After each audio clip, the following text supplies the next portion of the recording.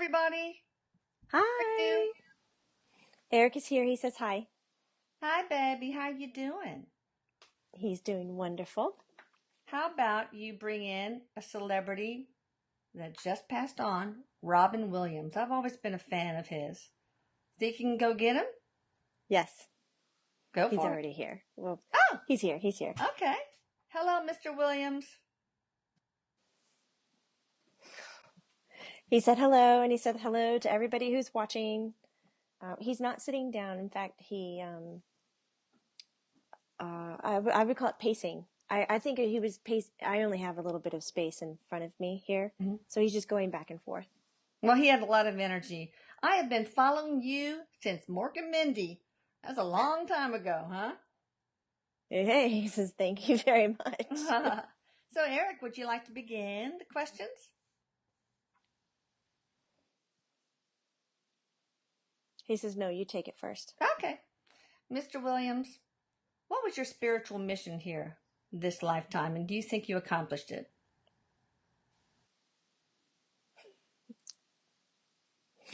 Kind of laughs. He's wearing a blazer, so every now and then he'll whip back. It's open. He'll whip back the blazer and like drop his hands like into his pockets or something. Like there's always a little bit of movement that he has. I believe it. And he says, I think I actually accomplished that a long time ago. Well, what He was said, it? I was just here on extended time. He says the spiritual mission that he had was to bring people together with laughter and to break down the boundaries of communication. He said so many people are stuck in a box because they were afraid to laugh at something, afraid to laugh at themselves, afraid to say what it really is. And he goes, now that they have the right to do that. He goes, and they took that on not so much as me being a teacher to them, but wanting to mimic me. He says, I'm very contagious that way. Oh, all right, Eric, what about you?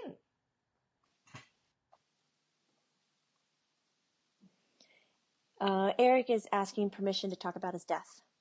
And so Eric is being very nice about it. And sharing with him, hey, I had the same experience. And so Eric is kind of giving a little bit of background about himself and making a bond. They don't seem to have a prior knowledge of each other. This seems like a new conversation that's happening. Okay. And I can hear Robin going, yeah, we're one of the same peas in a pod. We see answers that other people don't see. True. Oh my God, he just shouted, damn them all to hell. Who are we damning to hell? Those who don't understand the right to life and the right to death. I don't know, he's laughing. I don't know if I missed something, but that's what's happening. So Eric said, can we now talk about your choice? Not a choice, son, not a choice, as so much as a destiny.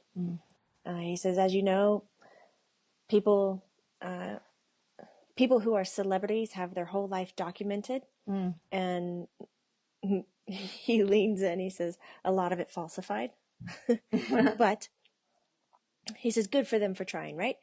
And you can... Oh, he talks so quick. Holy cow. Oh, gosh, yeah. I remember that. Can we do that again? I'm sorry. I'm the one who's going to repeat it. He's talking to the boy. Hey, he's talking to the boy. Why am I here? What's going on with this one? I'm like, oh, I'm the one who's going to repeat it. I think he knows that very clear. He's just messing with me. Oh, of course. Okay. So, celebrities' lives are documented. And he's saying that you can look back and you can see how many times I actually tried to give this a good college try. And he does one of these things. Hey. And he says, try again. Soon you're going to get it right. And I did. And he said it was my time. I was done. I wasn't in the limelight. I didn't have any big burdens on my plate. I just didn't want it anymore. Okay. And he says, trust me, this is coming from a father who desperately loves their children, desperately loved my life. Yeah. But there was a huge part of it that I just could not touch, that it tortured me in a way that no man should have to live through. But yet, because we can't see it, When I say we, I mean all the people who want to document my life. And because you couldn't touch it for some reason, it was all in my head. Guess what it was? He's laughing.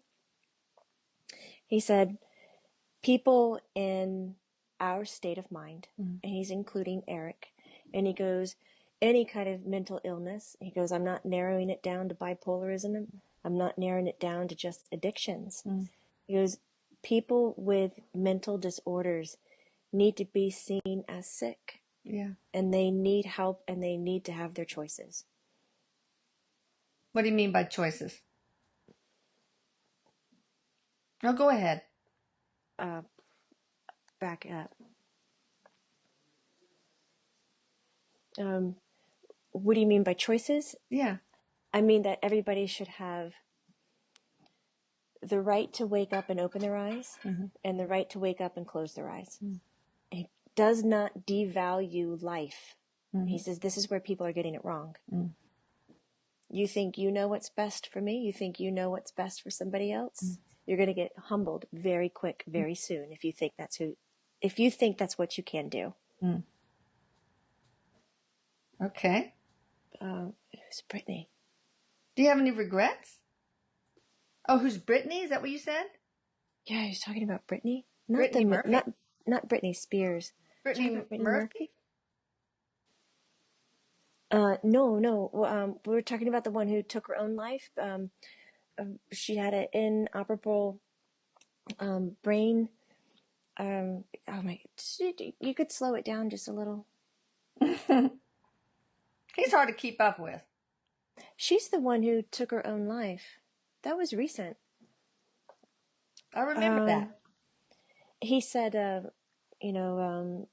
that kind of compassion, he says, now there's only 3 states that stand behind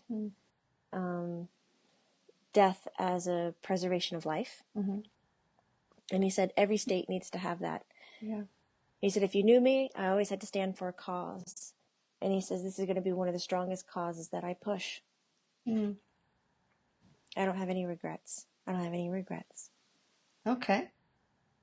Were you here to learn something? Everything. Aren't we all? Well, what was the main thing you were supposed to learn? Pain. Suffering. The concept of separation. Because as you well know, none of that exists where I am standing now. But that was the only thing that I could feel, see, or touch when I was living. Separation from? Oh, my friend. Oh, I can't do it like he does it. Separation from everything. That you are separated from me. That I am separated from my career. I am separated from my family. Everything is actually one. And that's the one damn thing nobody teaches you. Well, I tell you, I'd want to just read the memo instead of going through that lesson. That's horrible. He's laughing. He goes, Cliff Notes, I think they're for sale down at the Heavenly Bookstore. One more question, I'll let you take it, Erik, but this one's sort of along the same lines. Were you here to teach anything?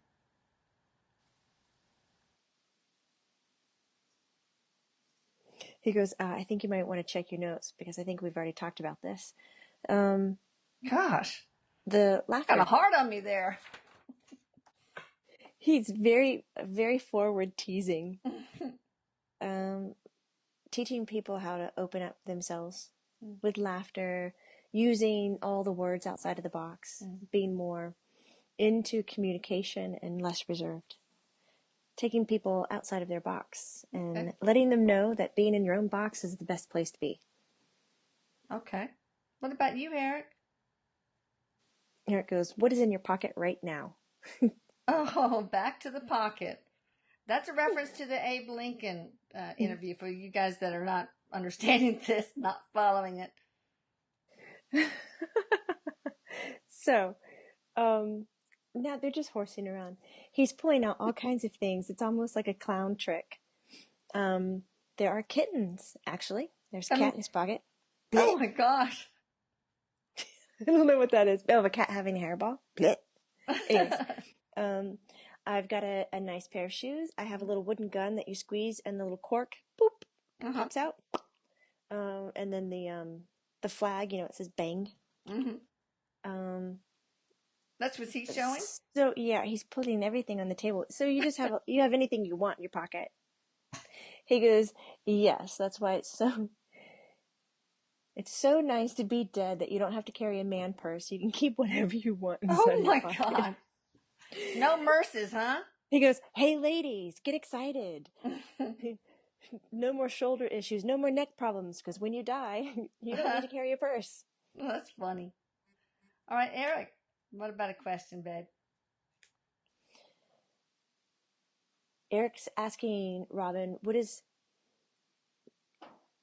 what words could you leave behind that would be most impactful for people? Like a love note to humanity, Erik is asking. What would your love note to humanity say?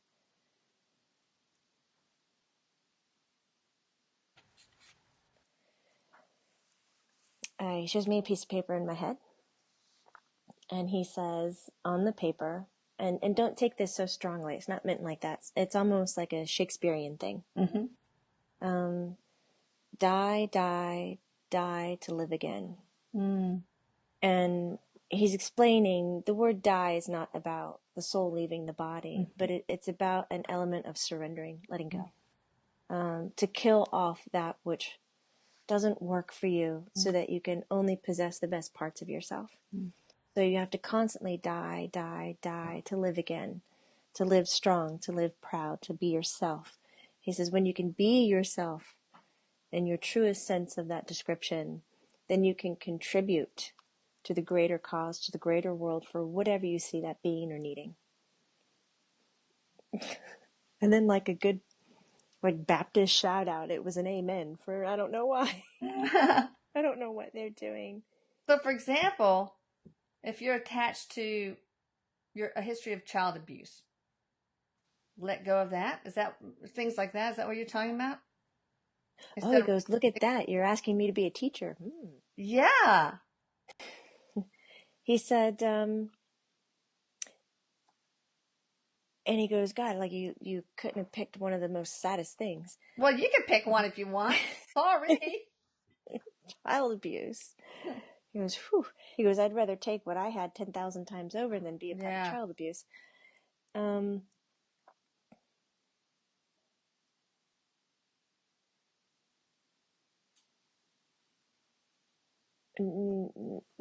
you say what you're showing me?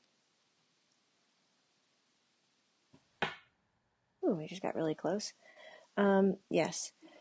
So he gave me a bunch of images. I'm not going to translate them. I don't think that would be right. Okay. And he's really hairy. Oh. You're like my husband. A fur ball. He's got his arms out on the table. That's why I just got close and you can just see. No. Do you want to touch it? No. Okay. Explain to me what you meant. We're talking about the child abuse. He says any kind of pain and hurt coming from whatever source that you could imagine, be it you were the child or you were the person abusing the child. Pain is created all over, but pain only exists because we see it that way, that we have accepted that it is going against something. Define it however you'd like, but it is going against the grain of your soul. If we can learn to let these go, to kill them off, then no longer are they going against the grain of our soul. No longer are there rough spots, that we can use everything in us to be stronger and better people. He said, to sit down and pick apart all the details of different kinds of pain, is that's not going to do anybody justice, because people who have pain say, well, mine is greater than yours, mine is worse than yours, mine is different than yours. They like to lay claim to it. They like to possess it because for some reason it is giving them something that they need or they think they need to survive on. So what I ask is that they get rid of it. They surrender it. They turn it in. They let it go. Healing, though as complicated and easy, all in the same breath that it can be, is part of the human existence. What about you, Erik? What about another question? Erik goes, I don't know about Jamie, but I took up the offer to pet his arm. Oh. Do you feel his he's petted his hair? Oh. I am sweating. I cannot. Why? I don't know. All of a sudden, it is, trust me, it is not hot in here. It's pretty darn cold, actually, because of the renovation. But I am sweating since he's been here. Why is that, Erik, Robin? That I'm sweating? Yeah. Oh, he's just teasing that I must like him a lot. Oh, gosh. So, makes me nervous. He says there's nothing sweeter than love. Yeah. True. Back off, boys. Erik, ask him a question. They're being kissing sounds. Oh, nothing sweeter than love. Go ahead, Erik. Ooh. Erik says, are you aware of all the other lives that you've lived and that you are living? Robin goes, yes, I did pick them. What about Erik? Yeah. You and Erik are going to ask the same thing. Go ahead. Do it. All right. What life most influenced the one you had as Robin Williams?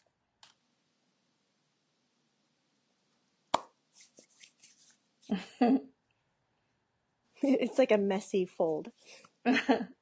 He says, well, I probably got a handful of them, seeing that I had 1,000 personalities in this life. He doesn't mean that he was out of his mind with different personalities, but he played them well. Erik wanted me to clarify that. He says, if you wouldn't mind, he would like to draw from 3. Okay. There is a... What is that? It's a type of lemur? I gotta look this up. It doesn't have... Lemurs have stripes on their tails. Or maybe that's just one kind. This one doesn't have a stripe on its tail. Super, super cute. He's showing me this life, living in the trees and on the ground, being able to climb up and get down and living in these really, really intense, loving family units. Oh, just everybody took care of everybody. Aww. It was just so delightful. And he says, we're all just cute as hell. And, and of course, we're always in danger because somebody wants to eat us. That's no fun. But we took care of each other. Yeah. He said, I loved the feeling of being loved, groomed, taken care of. He goes, maybe that's why I kept my hair. Maybe I was just hoping that I would find some love of my life that would just groom the bugs out of my hair. That's what it is. You got lemur hair.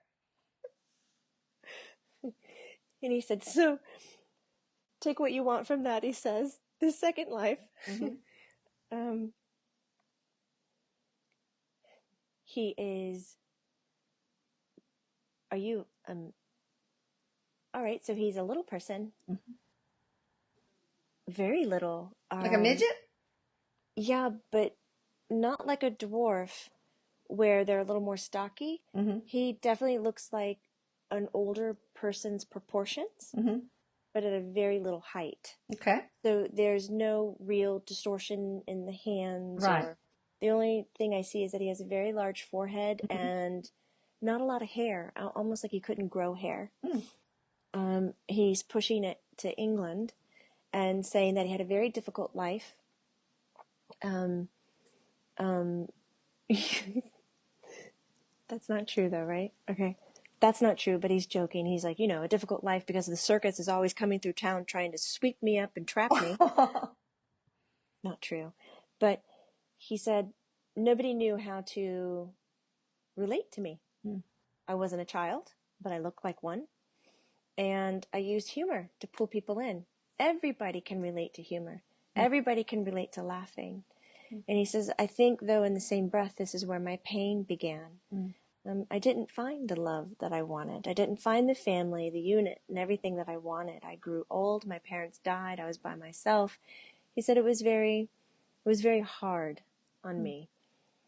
And he says, in the third life, he said, I thought it would be extremely wonderful to have autism. And this looks like such a severe case that it's also disabling the body, where he's not walking well. I don't know if it was also a spine deformity, but I see him needing crutches, and he's a woman.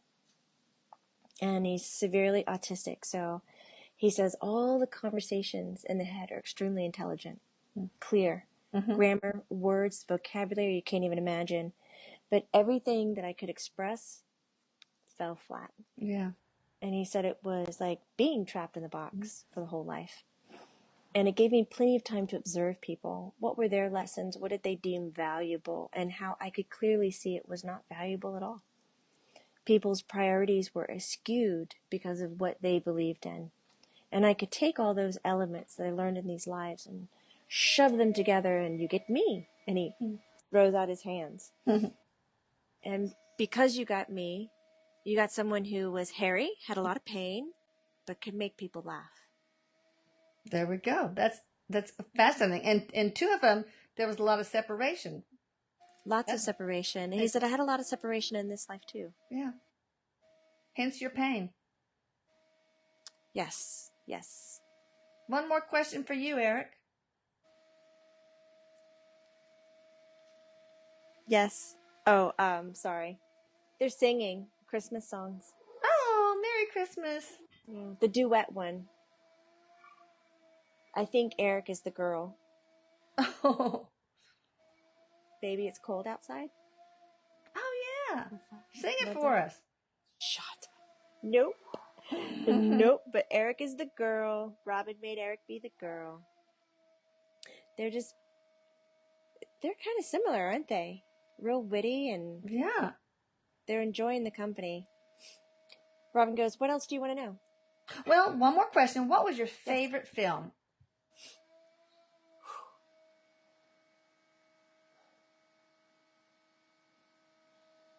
He said I would do a complete disjustice if by picking a favorite film. He says, but I would love to pick a favorite book. Okay. Which is? Or a favorite author. Okay. He's talking about... That's Shel Silverstein. The children's author. I love his books. He says that's kind of my dark horse in the back. You know, the one that wins? Mm-hmm. The one nobody bets on? He says, but he saw how to play in life. Yeah. But he saw the true meaning of it. I love that. The Erik is just that's wonderful. Right, the Giving yeah. Tree. Erik is kind of poking fun at him, like, well, if you had to pick a movie, he goes, no. He says that it would have to be in genres. He's like, you know, you can't ask an actor to pick one out of all. He says so many of them have such deep meaning.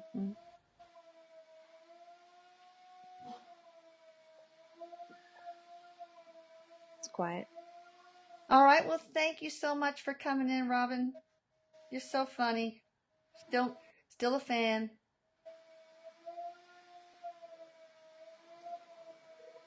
He says, you're welcome. Erik? He has the blazer. I don't think it's pushed up. It's like the sleeves are rolled. Okay. On a jacket. Do people do that? I don't know. I guess they do.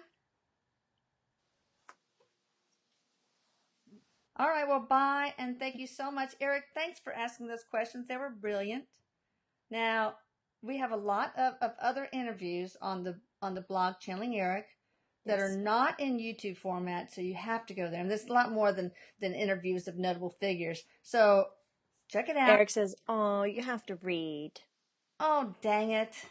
It's called with channeling Erik, With a K. with a K, www.channelingeric.com with a K. And if you want to learn more about Jamie and her amazing gifts and everything she has to offer, which is a lot, right, Jamie? Oh, well, thank you, I guess. And I guess it's a lot. yeah, you need to go to withloveandlight.com. No www. Almost did too. Guys, if you enjoy this video, please click the like button and subscribe to the channel. You'll be in for a ride. Thank you, Yes. guys.